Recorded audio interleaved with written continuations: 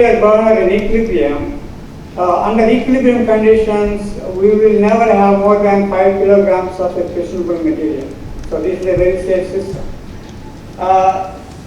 Based on my concept presented at the ADS conference in Belgium at MIRA project, Oak Ridge National Lab invited me to give a presentation in 2020 on our concept because they are very much interested. We decided to work together and we tried to submit a proposal to DOE Office of Nuclear Energy, and then we found out that thorium fuel cycle is not supported and specifically excluded. As a result, we could not proceed with that collaboration. And some of you might be knowing that there is a Senate bill, S-4242, which is basically Thorium Energy Security Act. I think it's went through a couple of readings and the committee is looking at it. Once passed, we'll be able to, I think, implement the thorium fuel cycles in the country. We can put our microreactor program on fast track. We're also working with our Virginia representatives to bring a similar bill in the House. Hopefully this will not take too long. Next view graph, please. So we have actually identified a site for our ASMR. It will be at the Kiln Creek Commerce Center development area shown here. There are about 250 acres that are in shaded yellow, which is going to be a solar system, solar project. I believe it is going to be by Dominion.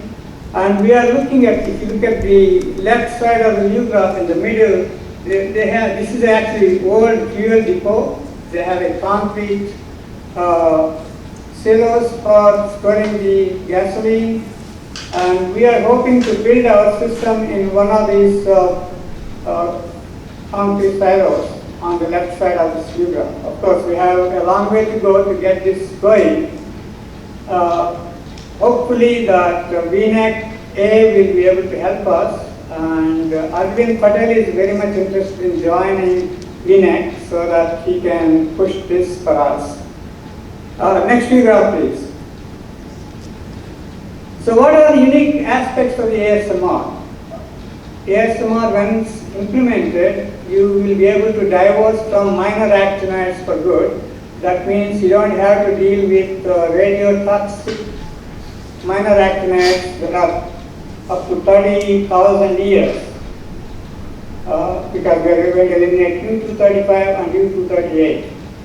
We can also reduce the concern regarding nuclear proliferation because our systems will never have more than 5 kilograms, and these will be monitored via web with digital twin, and they can be controlled remotely. It's very difficult the way they are going to be built to take anything out of it. They also serve as backup generators to renewables, and also they could become part of this new highway EV charging stations because they are microreactors. You can actually build starting with 5 megawatt electricity producing. They can also use it in much needed hydrogen economy, which could eliminate all the fossil fuels from the transportation systems. They also can serve as high temperature heat sources for industrial processes. We have a DOE retired economist who looked at the economics of our system, and he thinks that most of the industrial heating sources from fossil fuels can be replaced with our microreactors. And the cost of these things are about $1 per watt. They are highly economical, they are ultra clean, super safe, and they are distributed sources. So the motto that I would like, the vision that I would like to project for our ASMR is declining coal, enthroning nuclear through these microreactors, fizzling out gas, enabling renewables is a pathway to zero carbon, and I think we can lead the humanity out of this global warming scenario. These things can be built in a fast way because they are small. they can be transported anywhere. So we propose to build this at the site we believe is suitable for us under a PPP in Yorktown. Hopefully VNEC and VNEK can help us in getting there. These microreactors also are capable of producing actinium-225, which is a major, I think, alpha emitter that can be used both for cancer treatments as well as figuring out what kind of stuff that is there. I think that's all I have to say, and I'm open for any questions. There is a presentation that I sent along, which I hope will be part of this meeting. And please go through that. If you have any questions, please get back to me. I'll be very happy to answer all your questions. Thank you, Ganapati. Yes, so there was we have a even more detailed presentation. I've asked Brandy after the meeting if she can send it around to the whole board, so we have it for folks to look at. Initially, I know that this meeting doesn't have much time to go through all the final details, but the physics is very straightforward and very simple. Great. And the only issue we have is thorium fuel cycle is not supported by the US at the stage. So India wants to do it, but they went to the three-phase route, which is very complex. They have to build fast reactors, and they are very anxious to work with us. And they will be able to actually build things for us at no cost if we can develop a collaboration between the Virginia universities and the ASMR that we can jointly build here. They will be able to join with us, and they can build a similar system in India, and we can actually make a good progress because India is very versed with the thorium cycle. So I have one question, but let me open up. Are there any questions from others from the group? I have one question, Tom. Ganapati, how are you? Good, nice to see you. I just want to ask you, you just mentioned the universities. Have you been reaching out to the universities already on your project? They all know about it, yes, of course. I am talking to the colleagues at VCU. We plan to go for a NSF funding for a university-based neutron science center, kind of, which can produce medical isotopes. There's a group that is interested, particularly in actinium-225 at VCU, and of course, Virginia Tech I'm a part of in a way, as you see. Their interest is mainly in the proton-based systems, which are going to be very expensive to build, and that will take a long time. To give you an idea about the proton-based area systems, there is a project called MIRA, the largest project, first project in Europe. They are spending about $500 million to get up to 100 MeV proton linacs. But you need at least 700 MeV proton linac to do the nuclear energy efficiently. Whereas with electron linacs, we can do it at 10 MeV electron linacs, very compact. We can also produce high beam power, up to megawatt. Whereas that's very difficult. It will cost more than $1 billion to build that kind of system. This can be done today. This can change the scenario completely. NTPCIL, I didn't want to say the name before, which is the National Thermal Power Corporation of India. The chairman managing director is very much interested, and he wants to, they can actually bankroll this project. They make about $5 billion profit. Unfortunately, he wants to have a face-to-face meeting. And of course, they are not in the nuclear sphere. They have to get government affairs approval to get in that. But if we can come together in Virginia to build such a first unit, I believe we can get support from India in a big way. And the whole Virginia Areas Consortium and all that we are talking about is initiated with the suggestion of Professor Srikumar Banerjee. Unfortunately, he passed away with COVID last year. Otherwise, he would have been great help in India. And I have direct communications with the chairman of the current Atomic Energy Commission and also Secretary Department of Atomic Energy, Sri Vyas. He is very much interested in this project. They have a new center coming up in Visakhapatnam. They would like to build a similar thing in India, and we would like to collaborate. But I think it can happen with our university partners here. And I saw him as a non-profit, which can lead that if it's a difficulty with universities. I saw him can take a lead with the universities to start this going in non-profit area. If that is what is required to make the progress quickly. And of course, VNEC can support it, and Arvind is interested in becoming a member of VNEC so that he can do all the legwork for that through VNEC. So please reach out to him and tell him how to become a member of VNEC.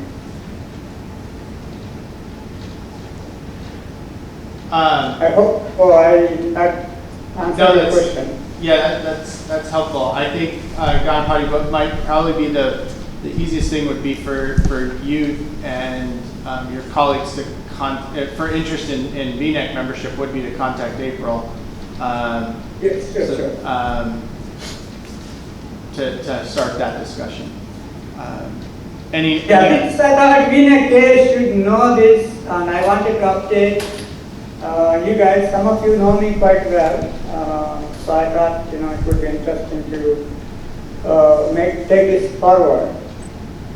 Yeah, it's good to get the update. I think we should stay in touch, and if there's interest in VNEC membership, which obviously is different than VNECA, we can move that forward.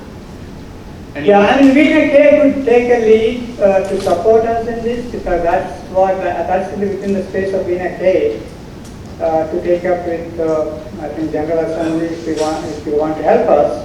As I said, I have about $5 million sitting out in a bank, but I only wish to draw that once I have the rest of the things together. I don't want to take money unless I see a path forward to quickly accomplishing this. And if VNEC is interested, I will bring my angel investors to talk about it so that we can go to state and see how state can help us to lead this. Virginia is a nuclear hotbed of the world. We have so many reactors sitting right back door to me here in Newport News. This is a really a cool system, very simple. And the basic principles were known in 1950s. They proposed this kind of a system in 1950s. And unfortunately, efficient CWA electron linacs are not available until recently. This is basically, I have a BSc has a provisional patent on the new technology that we are working to make them extremely efficient. And we have partners in Japan, KEK, their national lab is working directly with me on this technology because they want to use it in the future electron linear collider they hope to build in Japan. And this technology that I'm talking about, which will be the base of this ASMR, will be the baseline technology for that $8 billion project. So we have everything that we need to do. Oak Ridge is very much interested in working with us. Unfortunately, the thorium fuel cycle is not supported currently, and hopefully this Senate bill and the House version, I'm hoping that our representatives will bring it out. It will happen within next year, and we can really accomplish this within the next 3 to 4 years if we put our mind to it. What GNX could save humanity from global warming if it wishes to. I absolutely have no doubt. Scott, you have a question? Yeah, I think I might already know the answer, but I'm curious if there's a different answer. What are your options or sources for U-233, just for acquiring it? To start up U-233, we have quite a bit sitting. Currently, this S4242 is it's supposed to prevent that being destroyed. I think I know what's happening with the current U-233. I think there's a Bill Gates has a company which is trying to milk this to actinium-225 and destroy the stuff. And I think that's what they are trying to prevent. For us, actually, we don't need U-233 to start with because we can produce in our microreactor U-233 ourselves because we are adding additional neutrons that will make the fissile thorium-232 through fissile U-233. Of course, there is a lag of about 60 days. So we can actually ramp this up. It will take maybe 6 months to start really producing power, but we can do that. The reason we are trying to put at this location in your county, there is a solar farm going to be built there. So we will have access to the power directly there initially. I hope I answered your question.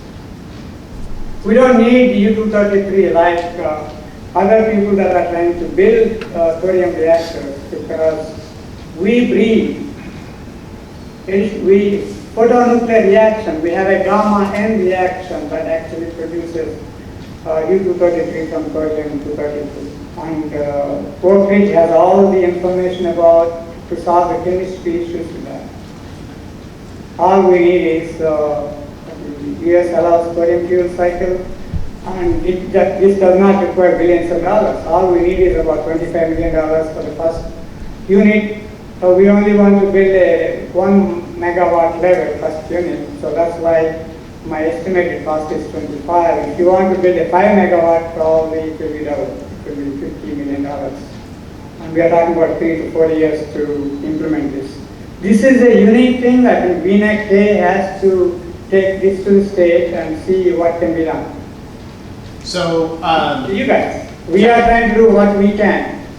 So I think there's, so we've got to move on to the next item on our agenda, but I would just clarify one thing, Ganapati, in terms of where VNECA's role versus VNEC's here. So, you know, VNECA, we're an advisory board, as you'll remember, so we have these meetings and we provide advice, but we're not an advocacy body. That's more VNEC's role. So I would recommend, again, that you reach out to April, you know, about both membership and where VNEC and the VNEC board might be able to consider the advocacy avenues here. But and then we obviously stay informed of VNEC's activities and understand where we can provide other advice there. But yeah, I appreciate that. Now I understand actually these meetings are pretty open. In the past,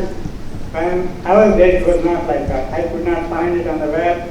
And Arvind actually found the links for this meeting, which I couldn't find in the past, but anyway, I gave up. Okay. Now I will be a regular member, participant of this. If there is a vacancy on the VNEC, I would like to represent our BSc Taurus together on the board.